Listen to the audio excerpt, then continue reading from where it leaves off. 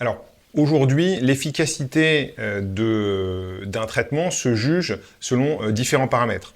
Bien sûr, et avant tout la clinique, et donc il faut que le patient se sente bien sur le nombre de selles, la consistance des selles et surtout la présence de sang. La présence de sang dans la rectocolite hémorragique est un très bon indicateur de la réponse au traitement. Et souvent, on considère qu'il est aussi nécessaire de faire une coloscopie ou au minimum une rectosigmoïdoscopie pour évaluer l'état de la muqueuse et s'assurer qu'on a une cicatrisation muqueuse. Donc, en général, pour la majorité des traitements, il faut se donner suffisamment de temps pour évaluer la cicatrisation muqueuse.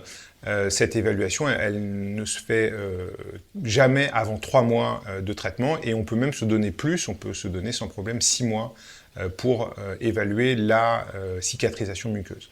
Pour ce qui est de la clinique, en revanche, pour la majorité des traitements, on se donne entre 6 et 12 semaines pour évaluer l'efficacité des traitements.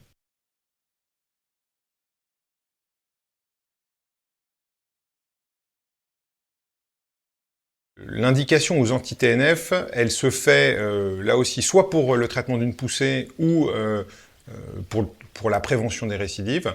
En poussée, c'est typiquement un patient qui va être réfractaire à la corticothérapie, c'est-à-dire que la corticothérapie ne va pas marcher, et donc on va passer à un anti-TNF pour contrôler la poussée du moment. Et puis, la deuxième indication, c'est lorsque les immunosuppresseurs conventionnels ne vont pas être efficaces pour le maintien de la rémission. Donc, là encore, il faut se donner suffisamment de temps, au minimum 3 mois pour juger de l'efficacité. Mais si un patient fait une nouvelle poussée plus de 3 mois après avoir initié un traitement par immunosuppresseur, on considère que ce traitement est inefficace et donc c'est tout à fait légitime de passer à un traitement biologique.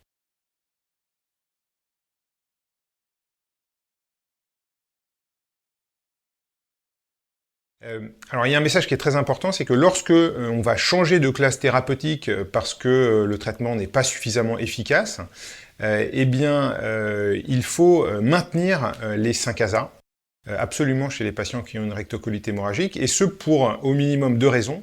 La première raison, c'est que même si l'effet anti-inflammatoire n'est pas parfait, puisqu'on a besoin de changer de classe, il y a quand même un effet anti-inflammatoire. Et puis deuxièmement, on sait aujourd'hui de manière tout à fait claire que les 5-ASA ont un effet préventif sur le risque de cancer du côlon, ce qui veut dire que même si on a besoin de passer à un anti-TNF-alpha par exemple, eh bien il faut maintenir les 5-ASA.